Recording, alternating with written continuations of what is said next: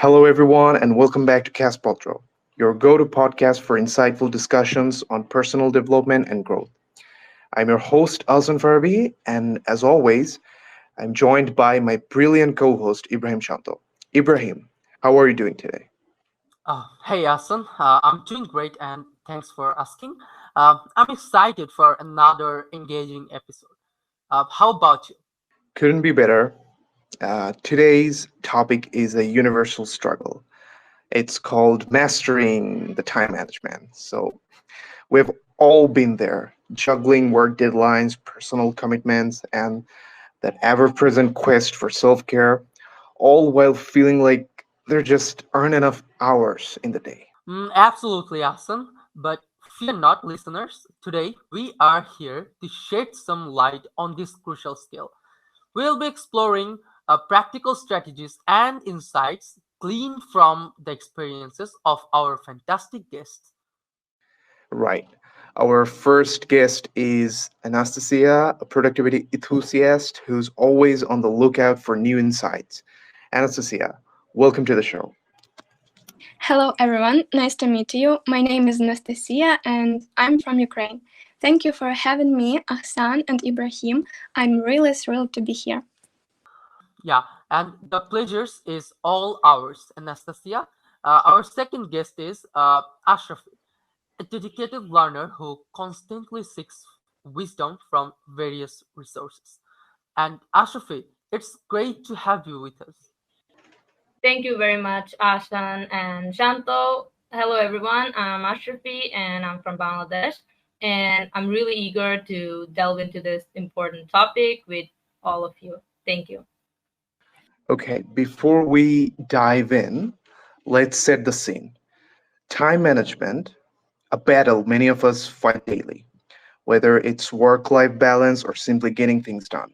It can often feel like we're drowning in a sea of to dos. You hit the nail on the head, Hassan. But here's the good news there's a hope. Today, we will explore some actionable strategies and insights from our wonderful guests. So, let's get started. Okay, let's kick things off with a question for Anastasia.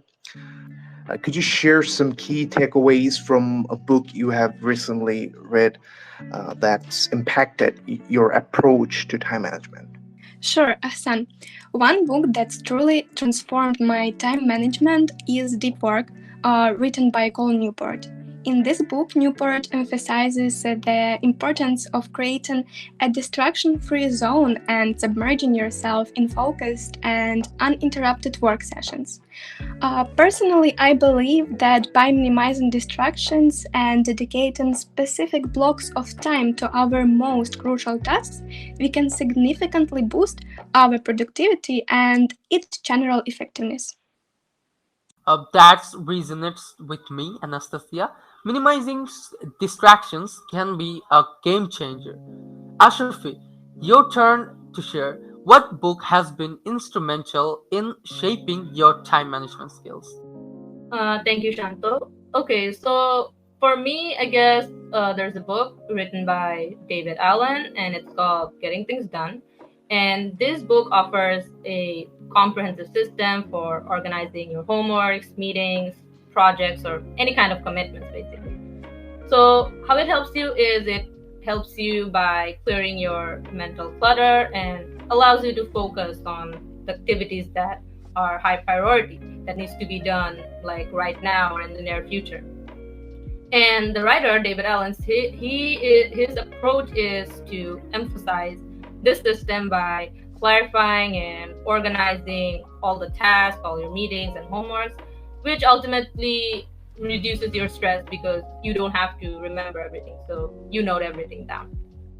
Okay, that sounds like a valuable resource, Ashrafi. Getting things done has certainly been popular among productivity enthusiasts. So now, Anastasia, building on what you shared about deep work, how do you incorporate those principles into your daily routine? Please tell us. Thank you for the question, Ahsan. And one of the key takeaways I've adopted is scheduling dedicated deep work sessions into my personal calendar. I block off specific time slots where I can focus entirely on tasks that require my undivided attention, such as writing, strategic planning, or problem solving, for example. And during these sessions, I eliminate distractions, like simply by turning off notifications or closing unnecessary tabs. And it helps to create a kind of conducive environment for concentration. Actually, this allows me to enter a state of deep flow where I can make significant progress on my most important work. That's a fantastic strategy, Anastasia. And setting aside dedicated time for deep work can indeed lead to significant productivity gains. And Ashafi, how about you? How do you apply these principles from getting things done in your day to day life? Yes, thank you, Shanto. So, one of the key principles of getting things done is the concept of capturing all the tasks and all your commitments in a very reliable, trusted system, So what I've done is I've integrated this principle by using, various tools like Google Meeting or To-Do List or Evernote. It can be any kind of like app that you prefer. And what I do is I capture any incoming task or ideas immediately. And in that way, I don't have to remember everything. And it also ensures that nothing slips through the cracks, So I can focus on doing the things that I'm doing right now. So my brain isn't all cluttered and it doesn't feel like heavy. So I can approach my task with more clarity and purpose. And that way I don't have to remember it all and my mind isn't constantly overloaded. Yeah, that's a solid approach, Ashrafi. Having a reliable system for capturing and organizing tasks is essential for staying on top of commitments. It's fascinating to see how insights from these books can be translated into actionable strategies for effective time management. Uh, Absolutely. Our guests have provided valuable insights into how principle from deep work and getting things done can be applied in real world scenarios. I'm sure our listeners will find these strategies helpful in their pursuit of mastering time management. Yes, but time management isn't a one size fits all approach.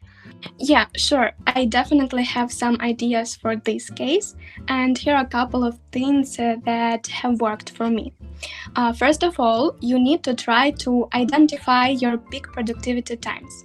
We all have times of the day when we are naturally more focused and energized.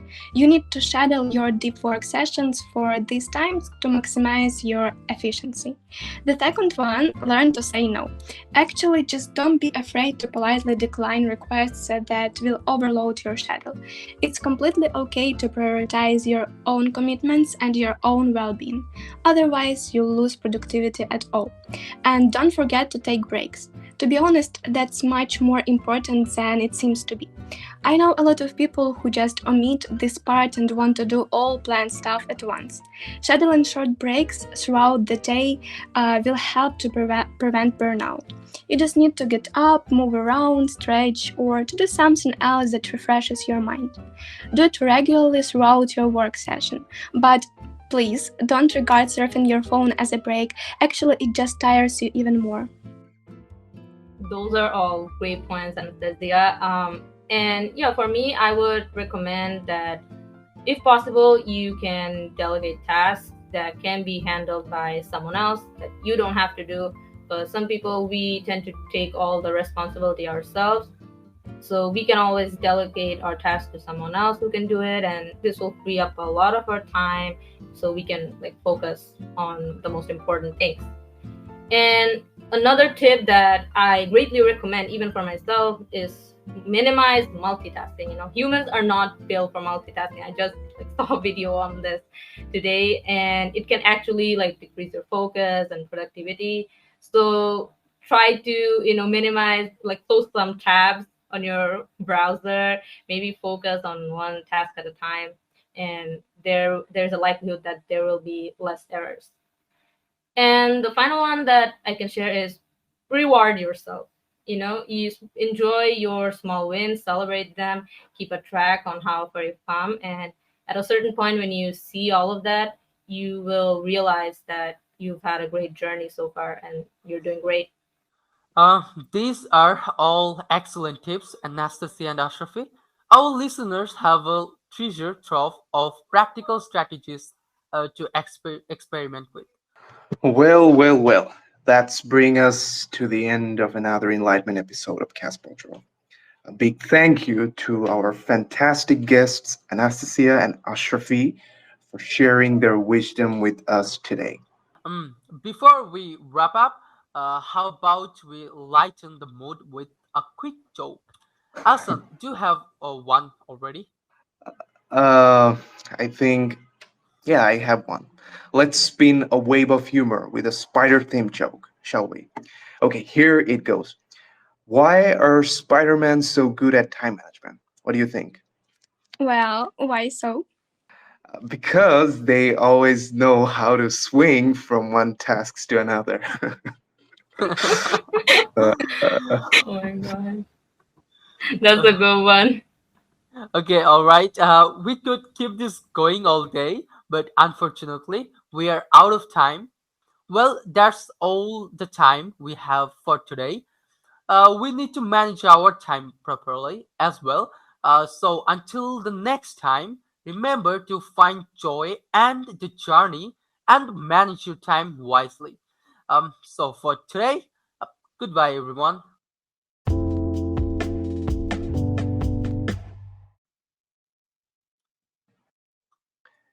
hey, Shanto, did you hear the one about the scarecrow?